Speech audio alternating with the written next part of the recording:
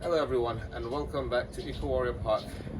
My name is Anwar from Eureka Archery, and for today we are going through the new targets that we have here for the park, as well as the kind of targets that we'll be using for the Bario International Historical Archery Festival, which is happening this year on 16th to 20th July 2024.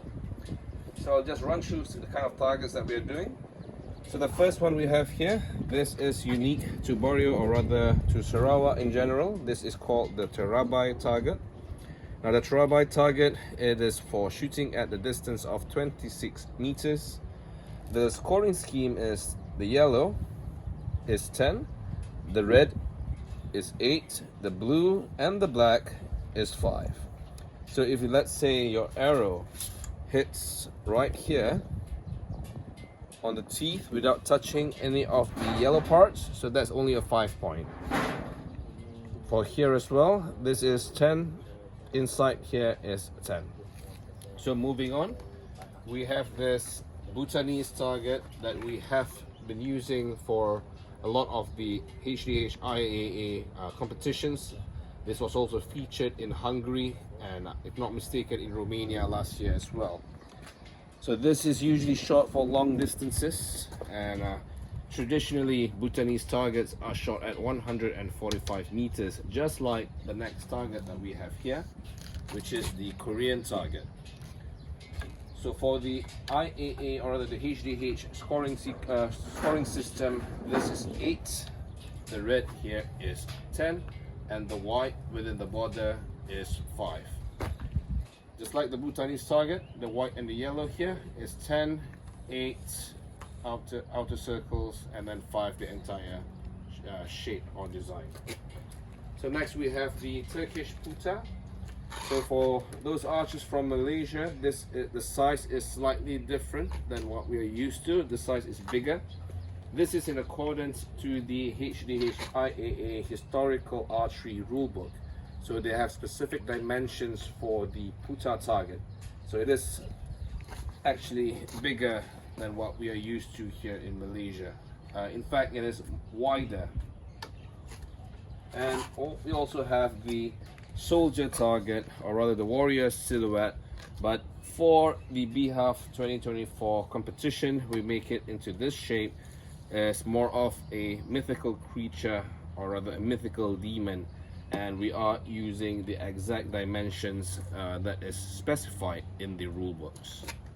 There are other targets that we are trying to do as well.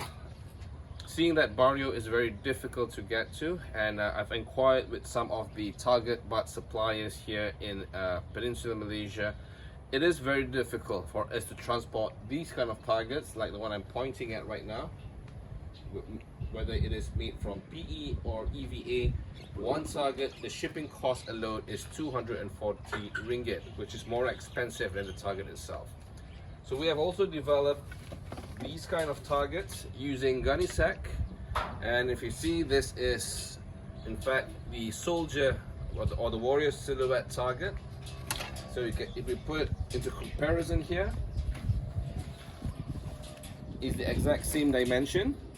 The only difference is that with this one is using upcycled material, we're using gunny sack, and we can actually put in dried grass or paddy husk inside, pat it up, and it will be exactly like the one over there that we have in the range right now.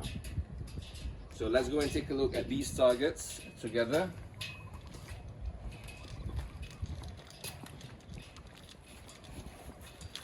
So for the warrior silhouette target that we have here, and we are just using a simple lashing technique to make the tripod stand like this.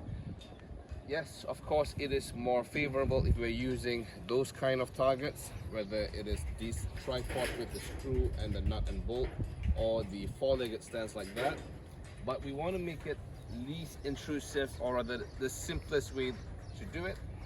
We just use bamboo and some wood remnants here and there, make the lashings here, and it becomes a very sturdy tripod where we can actually hang our targets like this. As I've shown you earlier, this is the warrior silhouette. It's been hanging here for the past 2 weeks, and what's inside it is just dried grass, some extra fabric from the jute itself, and it's been hanging, and people have been shooting it here at the range, ranging from 20 pounds all the way up to 60 plus pounds, and it does stop the arrow pretty well. At the back there you can see the puta target. Doesn't look that pleasing at the moment, but we're just still experimenting and testing. And finally we have it here, the square target, just simply like that, so that we can put target faces on it. So in a bit we're going to try to test the new target designs. We're going to try to stick it on these kind of targets. We're going to shoot it, and then we're going to tell you how we are hoping to use this concept in the Bario International Historical Archery Festival. Our concept is that archery, or rather historical archery, using the hdhiaa discipline can be done anywhere, anytime, with the least amount of resources and the least intrusion to the natural flora and fauna of anywhere given this place on Earth. So that is the idea for a sustainable archery festival, or rather a sustainable archery competition. Doesn't need a lot of costs, doesn't need expensive targets. We can make do with what we have, and it's supposed to be made accessible to everyone involved. Okay, we're going to try out the Terabai target at 30 meters. In the competition, it's going to be anywhere between 26 to 32 meters. So we're not going to specify the distance. So we're just going to try it out with these carbon arrows using the AF Qatar takedown. So let's give it a shot.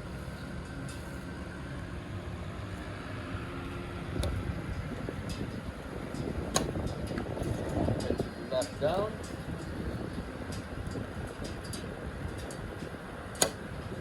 Center.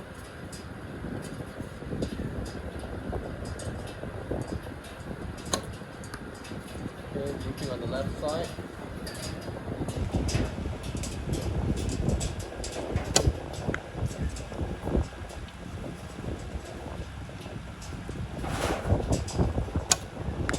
Right side.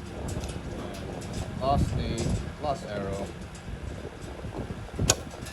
Okay, so let's go.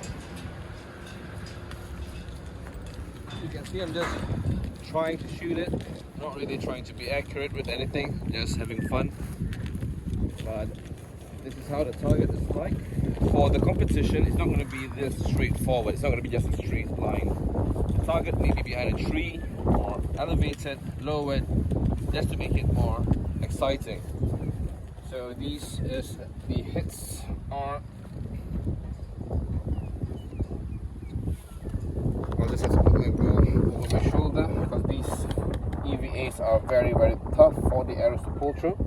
So if you can see, the eyes here, this is 10, the teeth is 10, the reds, these are 8, blues are 5, and anywhere in the black is also 5. So if let's say you hit here, right in the middle here, this is a 5, not a 10. But if you hit within here, inside the eyes, yes, this is a 10. And looking at the teeth, if you hit your arrow, for example, like this, and neither side of the arrow is touching the yellow, that's a 5. But if you hit a little bit on the yellow like this, yes, that's a 10. So this is the Terabai target. This is the close distance Terabai.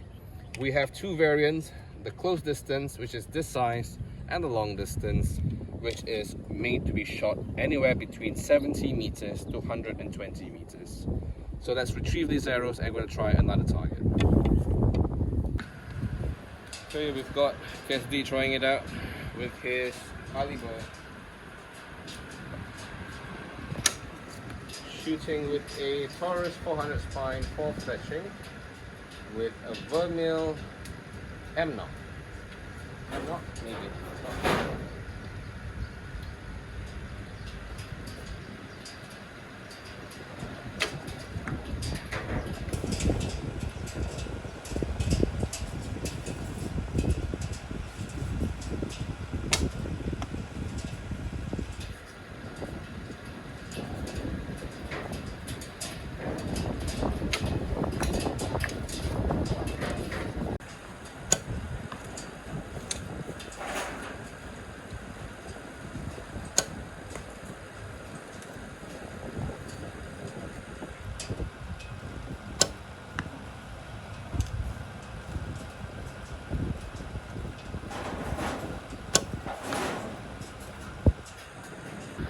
we're going to shoot the jute targets.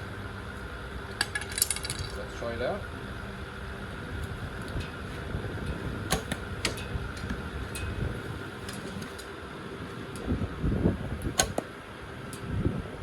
So far with a 50-pound bow. Again, not aiming at all, just drawing and releasing. And one of the arrows that fell just now.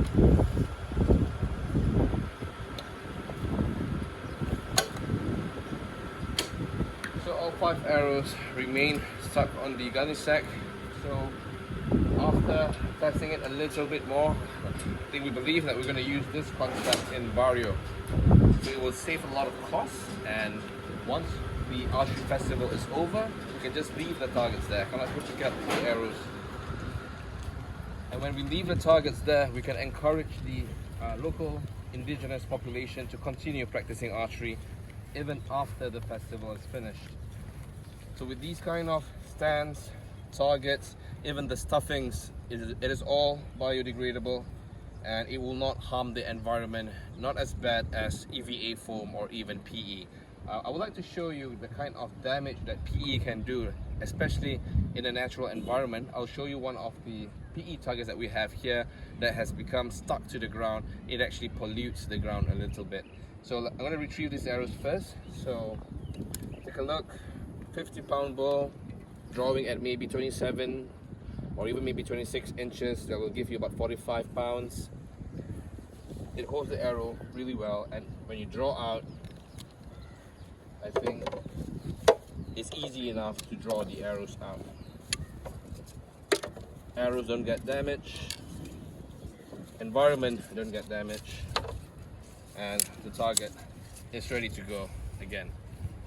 So I'm going to show you what PE does to the environment and why we don't agree to use it in Bario, other than the cost factor. Come, let's take a look. So like this example here, perfect example. This is actually PE targets.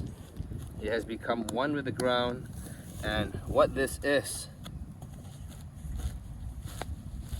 actually microplastic damaging the environment. And once your targets get destroyed, what are you going to do? You're just going to throw it, contribute to more landfills. So we're just going to use gunny sacks, stuff it with as much natural items in there, or even upcycled items like cloth or even fabric. So that way we can be more mindful on the environmental impact of archery. So Bario International Historical Archery Festival will be a sandbox of archery sustainability, and if we can do this with our own efforts and be self-sustainable, that is a good snapshot to show that archery is a sustainable form of sporting activity, and it can in fact lead to a more sustainable future for those who practice it. So enough from me from today. So we have shown the kind of targets that we're planning to use in Bario, as well as here in the Eco Warrior Park. So until next time, my name is Anwar Matsaad, and I'll be seeing you again very, very soon. Be an archer today.